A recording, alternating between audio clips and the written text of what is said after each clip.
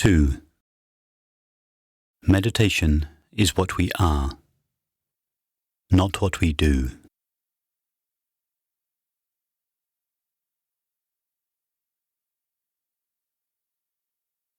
I'd like to say something about meditation.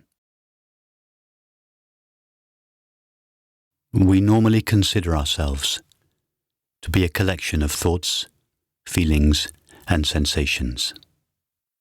I, the separate self, living inside the body-mind and made of the body-mind. And meditation is normally considered to be an activity that I, this body-mind, undertakes in order to achieve some kind of goal, whatever that goal might be: enlightenment, stillness, peace, liberation. In other words, from that point of view, the separate self is believed to be what we are, and meditation is considered to be an activity that we do.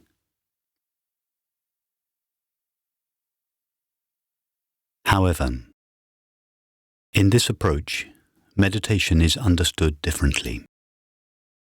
Here, meditation is understood to be what we essentially are, and the separate self is understood to be an activity that thought does from time to time.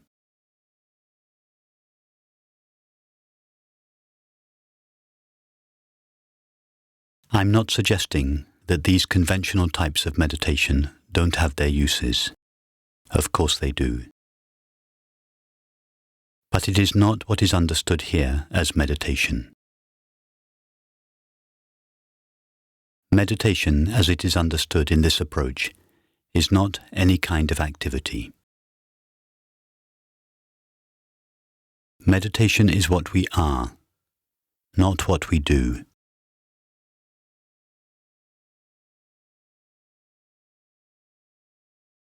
In this approach, meditation has nothing to do with an activity or cessation of activity of the mind, focusing, watching, training or stilling it, or watching the breath. That is not what is understood here as meditation. Meditation in this approach is simply to be the presence of awareness. Simply to be that which is aware.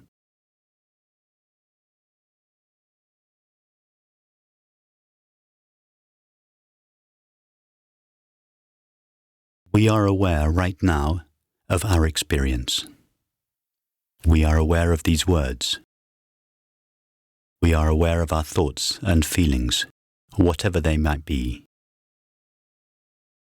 We are aware of whatever sights or sounds are present in our room, the tingling sensations of the body.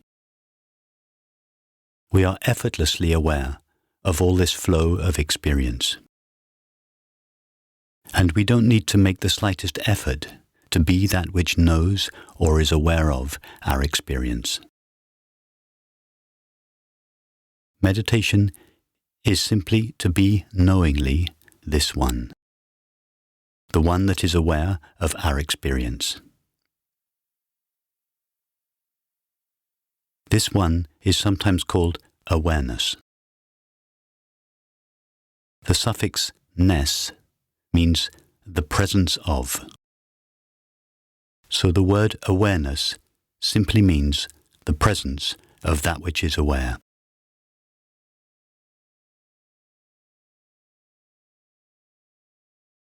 So be sure that when this word awareness is used, it doesn't refer to some extraordinary, abstract idea about something that we don't know or are not familiar with. It is simply referring to what we essentially, naturally are, to that which knows or is aware of our experience, to whatever it is that is knowing our thoughts, knowing these words, knowing whatever sounds or sights are present right now. Whatever it is that is known or experienced in any moment is known by you. You are that which is aware of your experience. That one is called I, awareness, knowing presence.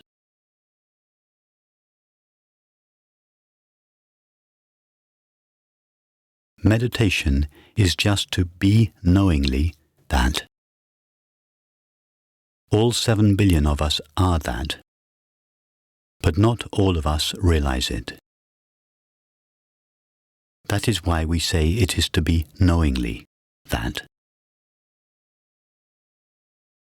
Most of us are unknowingly that. We don't realize that we essentially are the awareness with which our experience is known. We have overlooked this simple aware presence that is our essential self, and imagined ourselves instead to be a cluster of thoughts and feelings.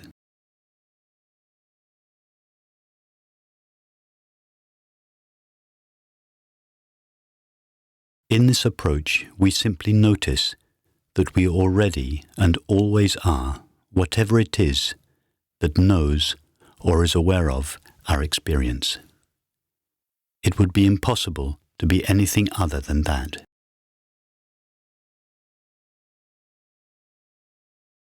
Just try to be something other than that which is aware of our experience. Try not to be that.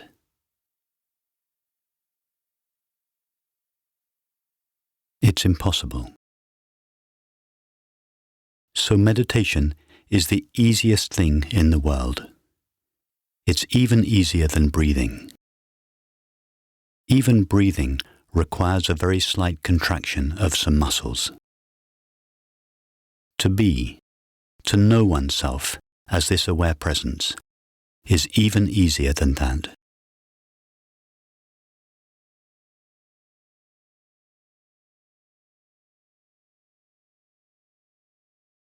Absolutely nothing is required of the mind to be knowingly this presence. This doesn't mean that the mind should be rejected. It can be left exactly as it is. Some minds may be relatively quiet. Others may be commentating on what is being said here, or thinking about other matters. All kinds of thoughts may be going on. It doesn't matter whatever is going on in our mind. Give the mind total freedom to go wherever it wants, whenever it wants, and to think about whatever it wants. Meditation has nothing to do with what is or what is not taking place in the mind.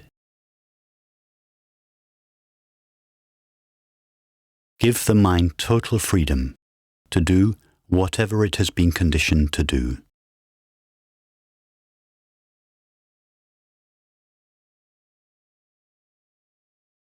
There is nobody personally responsible for the activity of the mind.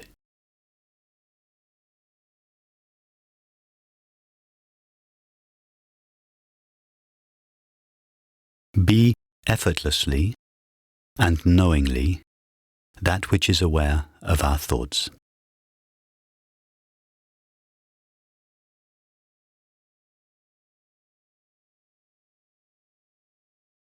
Notice that we are that, and simply be that knowingly. Know yourself as that.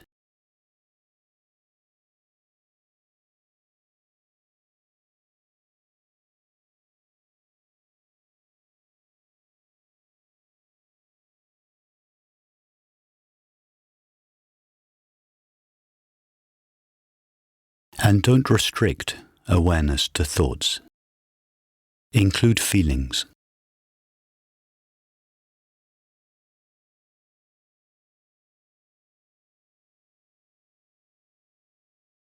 There may be no feelings present, or there may be feelings of sadness, shame, guilt, fear, inadequacy, lack, etc.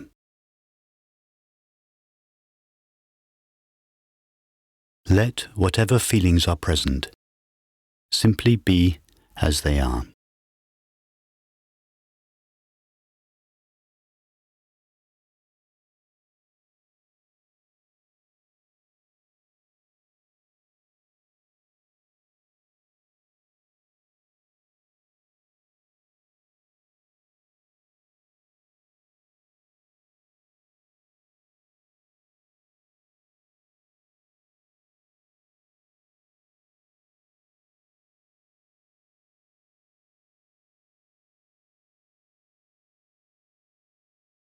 And likewise, be sure that bodily sensations are included.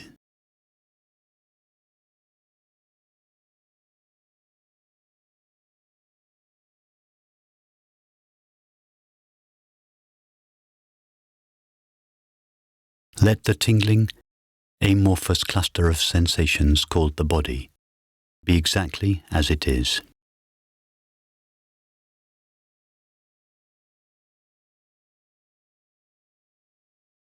If the body is uncomfortable, allow it to move.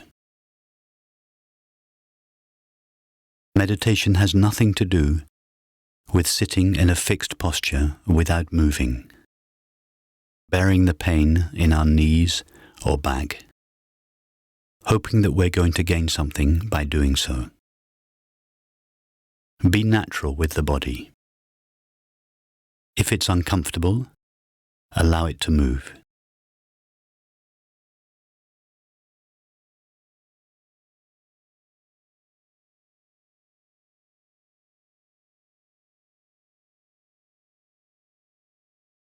And be sure that the world is included. And by the world, we mean sights, sounds, tastes, textures, and smells. These are all we know of a world.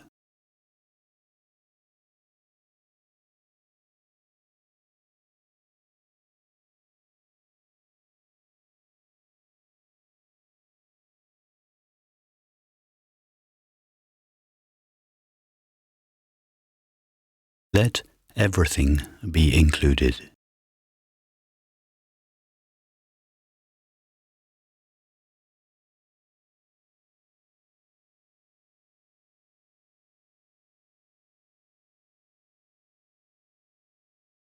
We don't have to try to include everything. That would be an activity of the mind. Just see that I, awareness, am already wide open in all directions to whatever is appearing.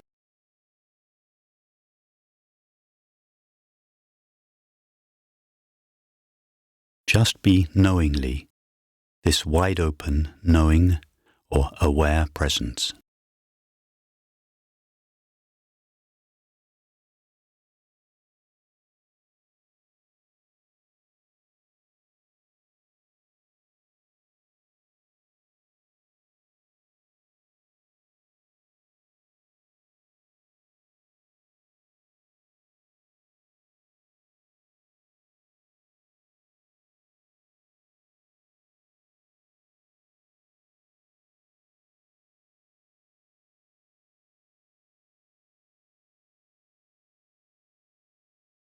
See that this presence is not involved with any particular appearance. It just allows every appearance to be as it is, without getting involved in it. Just as the screen allows every image in a movie to be as it is, without getting involved in it.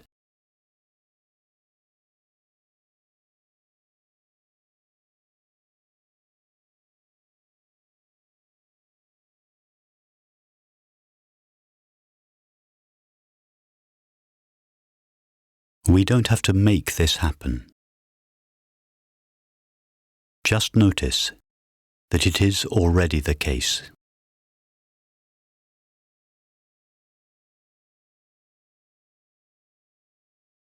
I, that which is aware of our experience,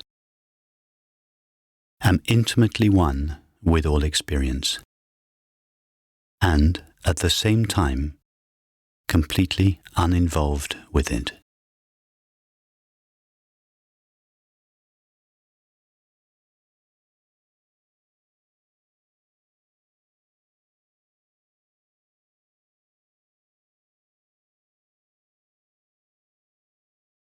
We don't have to work for decades trying to become detached.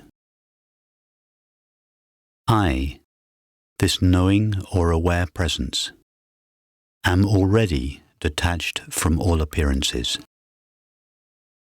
and, at the same time, am intimately one with them. Just as the screen is not attached to the image, but at the same time is intimately one with it.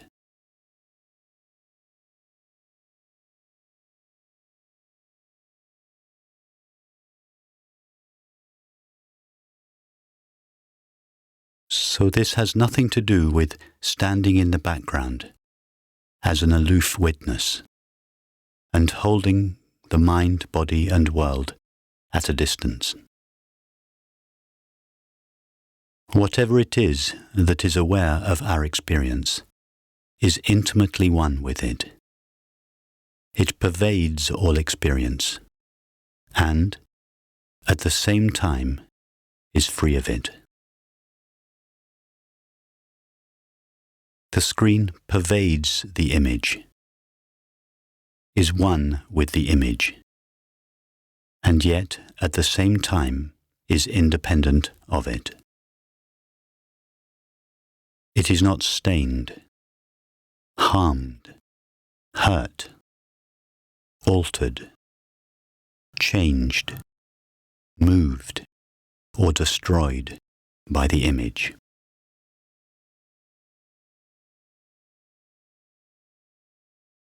Likewise, I, this empty, aware presence, pervade all experience, but am never harmed by it, never stained by it, never hurt by it.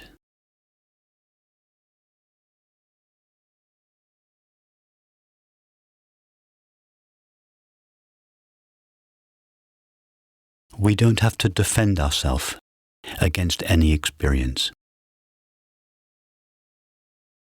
We would only defend ourselves against a particular experience if we thought that it could harm us.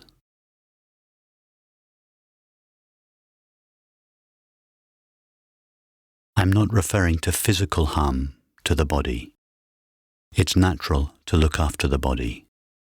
I'm speaking of psychological suffering.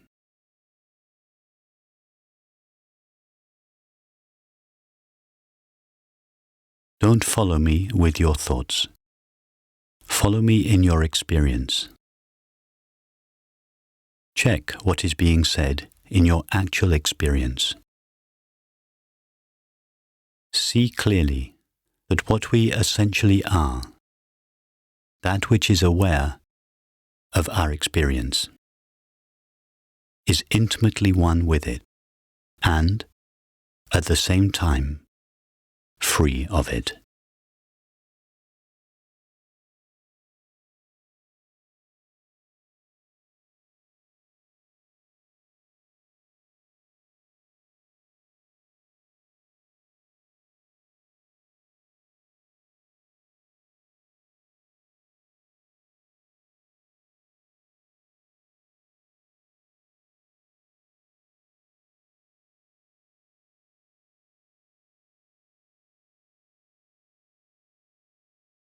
It is not possible to find this presence of awareness or to know it as an object.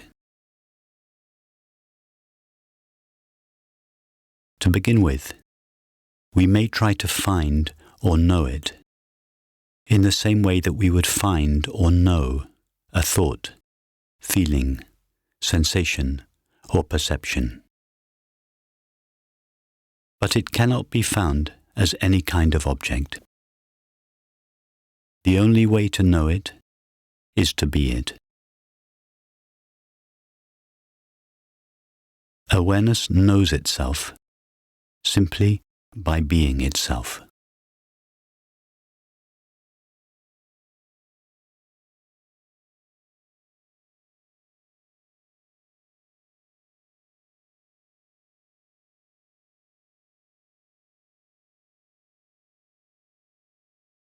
That is why our self-awareness is sometimes said to be nothing, not a thing, not an object,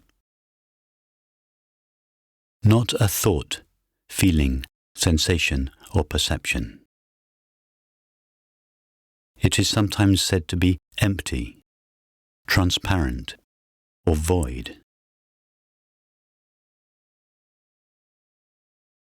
Such words are meant to evoke the experiential realization that what we essentially are cannot be found, felt, known, seen, or experienced as any kind of object, however subtle, not even the subtlest feeling of being. At the same time, when experience appears, that is, when thinking, sensing, or perceiving appear, it is utterly pervaded by the knowing of it.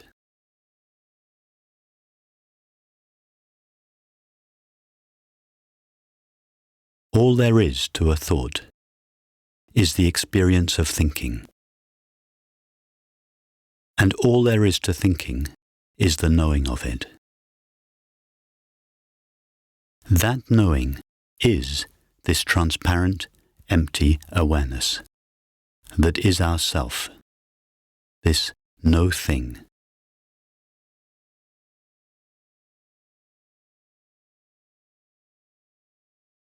This empty, aware no thing takes the shape of the experience of thinking, just like the empty screen takes the shape of the fullness of the image. The fullness of the image is made of the emptiness of the screen.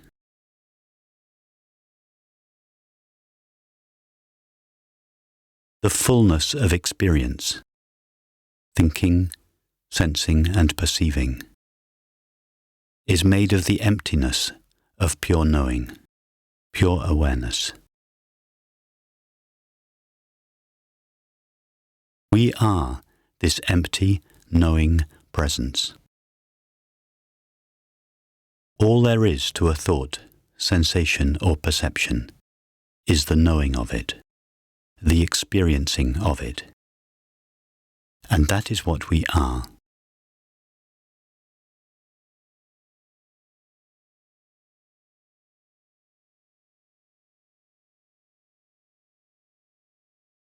So this empty nothing turns out to be the fullness of everything.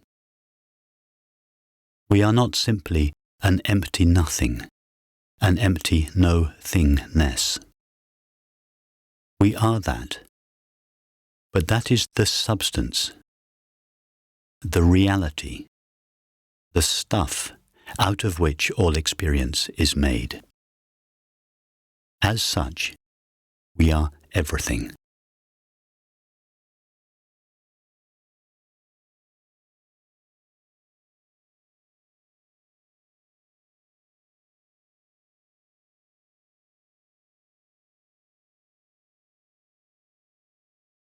Wherever we look, we find only ourself. If we look around at the outside world, all we find is the experience of seeing.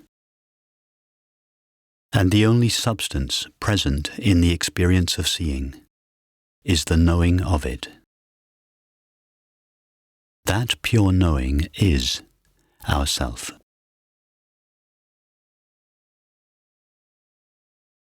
It is only abstract thought that separates out a seer in here, the body, and the seen out there in the so-called world. With that thought alone, the inside self and the outside world come into apparent existence.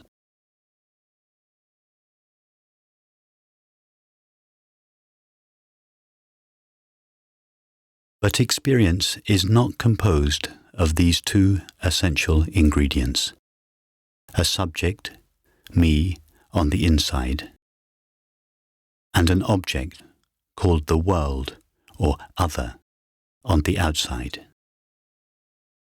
These are just an abstraction that thought superimposes onto the reality and intimacy of all experience.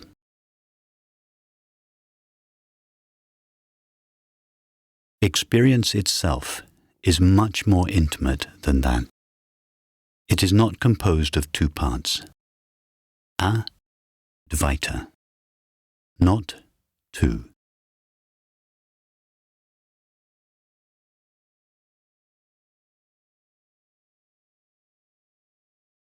Locate yourself nowhere. Find yourself everywhere.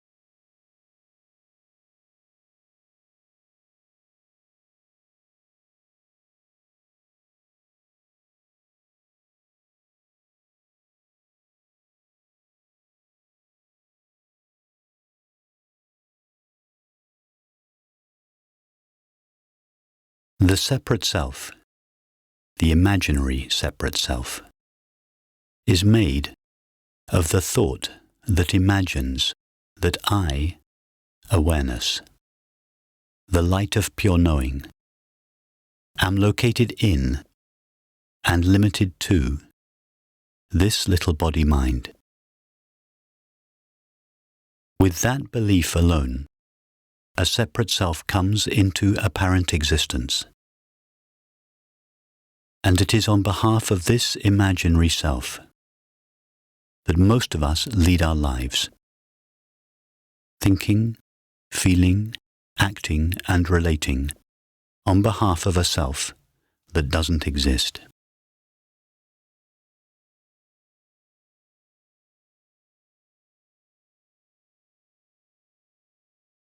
The experience of unhappiness is the signal that comes from the intelligence of the body-mind to indicate that we have made a mistake, that we have mistaken ourselves for a cluster of thoughts and feelings located in and as a body-mind.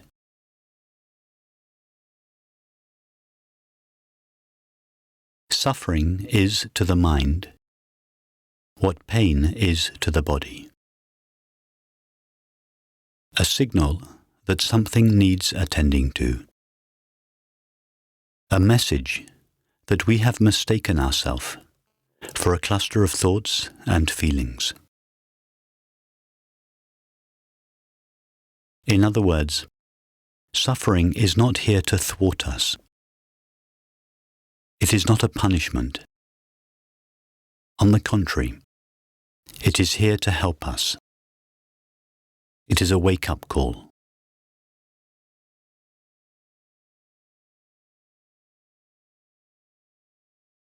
To begin with, it is a gentle call. But in time, it gets more and more severe. However, irrespective of its intensity, the wake-up call is always saying the same thing. we have mistaken ourselves for a cluster of thoughts and feelings. We have overlooked or forgotten who we truly are.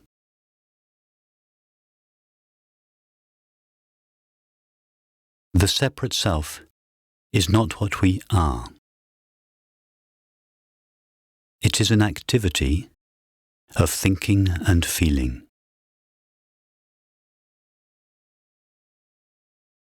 Meditation is not what we do. It is what we are. Simply to be knowingly this open, empty, aware presence. And to find this presence at the heart of all experience. Intimately one with it. And yet, at the same time, unharmable, indestructible, utterly free.